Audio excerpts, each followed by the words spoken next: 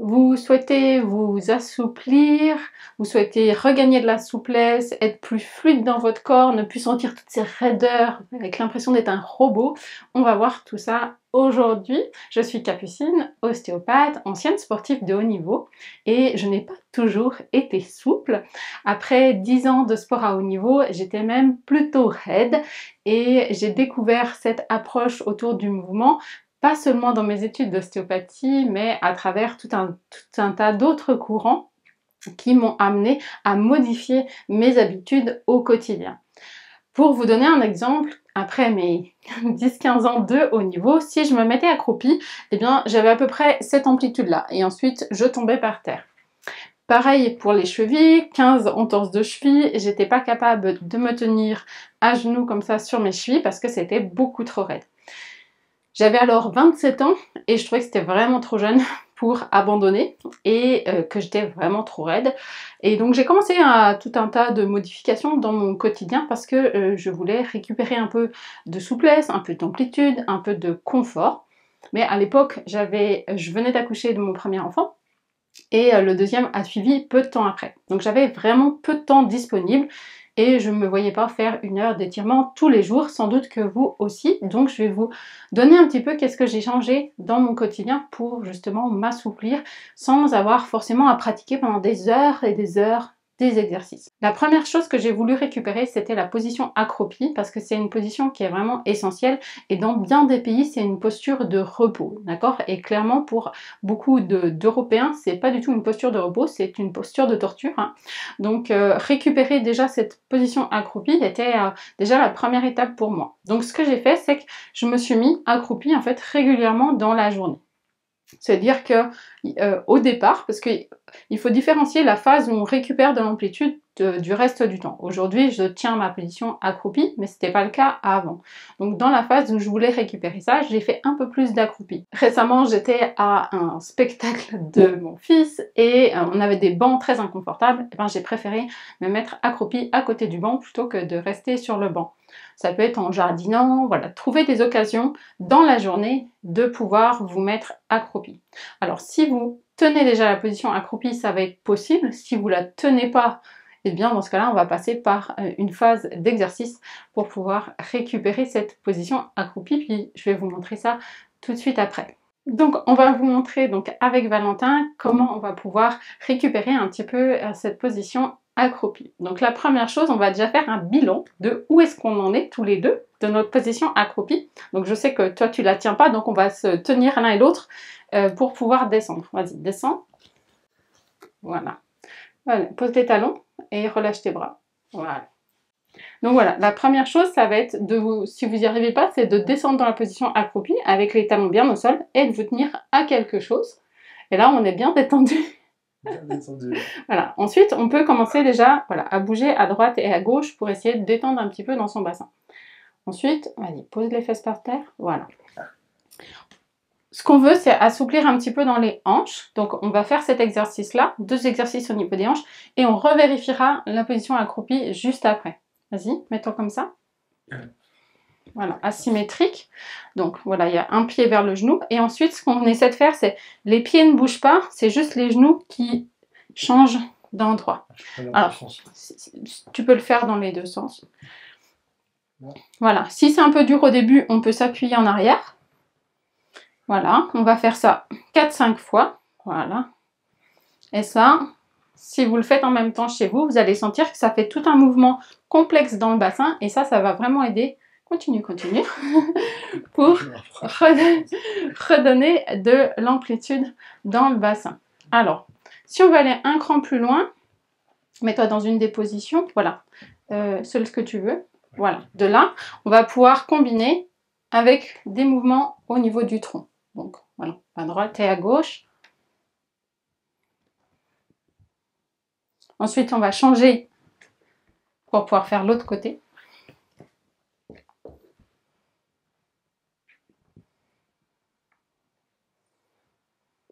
Ensuite, on va faire le deuxième exercice pour les hanches. Donc là, on va se mettre dans cette position en V. Et ce qu'on veut, c'est que les fémurs, voilà, les fémurs, les jambes on bouge et donc on va chercher à faire demi-tour, voilà. Et comme si ton autre pied puisse regarder, voilà. Essaie de le tourner encore un peu, voilà. Voilà, d'accord? Ce qu'on veut, c'est de la mobilité dans les fémurs. Vas-y, tourne de l'autre côté. Voilà, d'accord? Parce que l'idéal, ça serait que vous arriviez à ce que votre pied regarde dans ce sens-là. Hein, tu sens que c'est dur? Voilà. Donc, maintenant qu'on a fait un petit peu cette mobilité au niveau des hanches, on va revérifier où est-ce qu'on en est chacun sur cette position accroupie. Et en fait, moi, je le sens déjà, je ne sais pas si vous le voyez, que pour moi, c'est plus confortable, rien que d'avoir fait ça. Et pour toi aussi, même si c'est toujours un peu dur. On sent que c'est plus confortable. Tu vois, tu as plus d'écart au niveau des hanches. Et donc ça, c'est deux exercices tout simples qui vont tout de suite redonner un peu d'amplitude dans les hanches. Donc là, on a vu comment récupérer un peu de souplesse dans les hanches, mais on a tout un tas d'autres articulations. On va pouvoir récupérer de la souplesse. Et une des solutions qui est facile, c'est de tout simplement s'asseoir au sol, parce que le simple fait d'être assis au sol va permettre d'assouplir tout un tas de structures. Donc je vais vous montrer différentes manières de s'asseoir qui vont vous permettre de vous assouplir. Quand je vous ai raconté que fini mes années de haut niveau, j'ai fait le choix de virer toutes les tables, les canapés de chez moi, ce qui fait qu'on mangeait au sol, sur une table basse, et que quand je mangeais, j'étais soit en tailleur, soit assis sur mes genoux. Et du coup, j'avais 15-20 minutes, 3 fois par jour, d'étirement sur le muscle de mes jambes. Et c'était très bien pour moi, parce qu'avec 2 enfants en bas âge, j'avais pas le temps de faire 3 fois 20 minutes de yoga ou de n'importe quoi d'ailleurs. Et c'était pour moi le meilleur moyen d'assouplir mes jambes. Et en 6 mois, j'ai récupéré énormément d'amplitude dans toutes mes articulations, simplement parce que j'ai enlevé mes chaises. Donc première chose que j'ai travaillé, c'était cette position-là, parce que je vous expliquais, mes chevilles étaient vraiment très raides.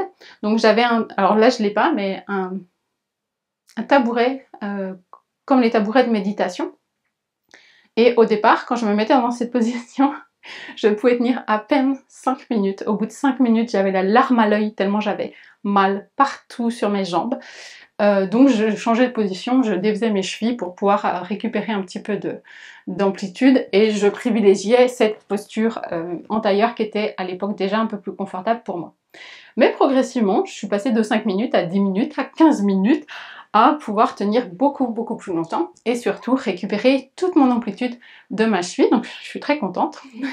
Mais voilà, ça vient progressivement et si vous prenez l'habitude régulièrement de vous mettre assis comme ça va revenir parce que le muscle va recevoir l'information « tu es trop court » et donc il va refabriquer de la fibre musculaire pour se rallonger.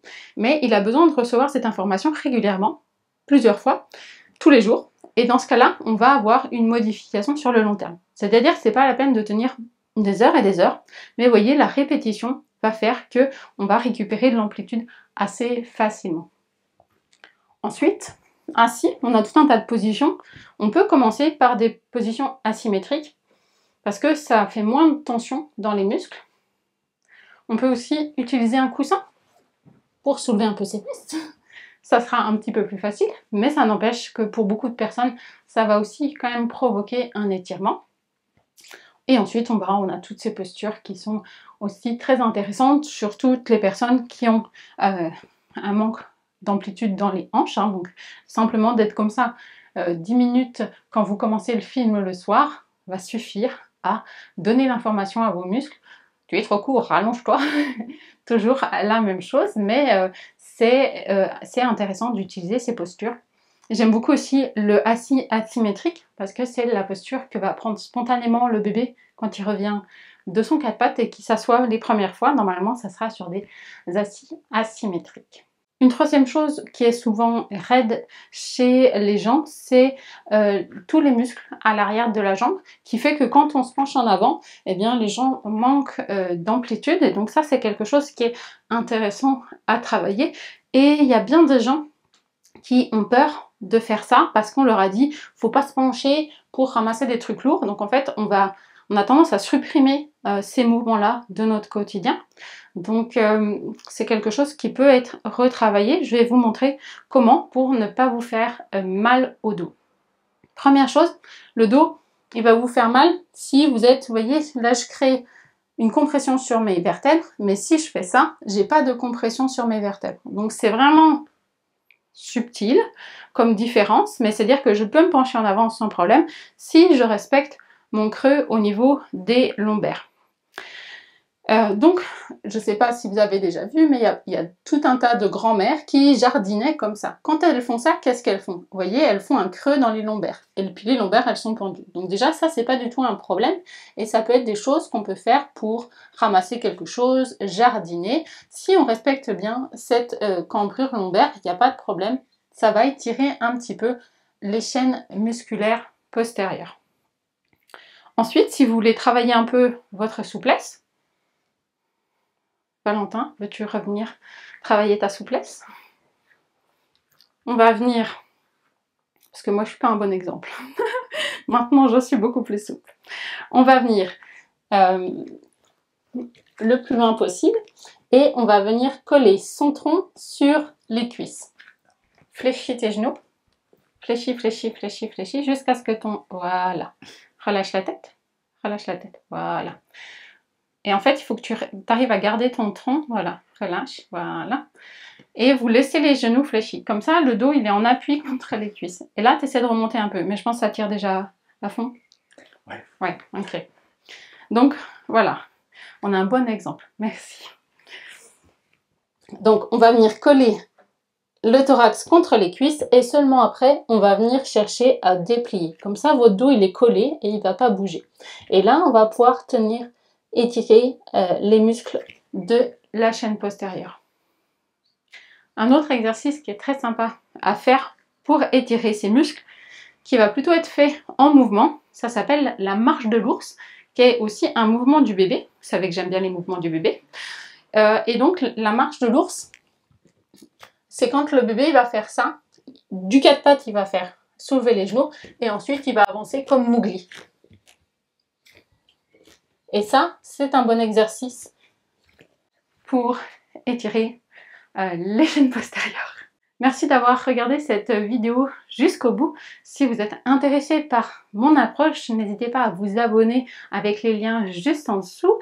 Vous avez aussi tout un tas de vidéos gratuites avec des exercices divers et variés pour améliorer votre santé. Et je vous souhaite à très bientôt pour de nouvelles vidéos.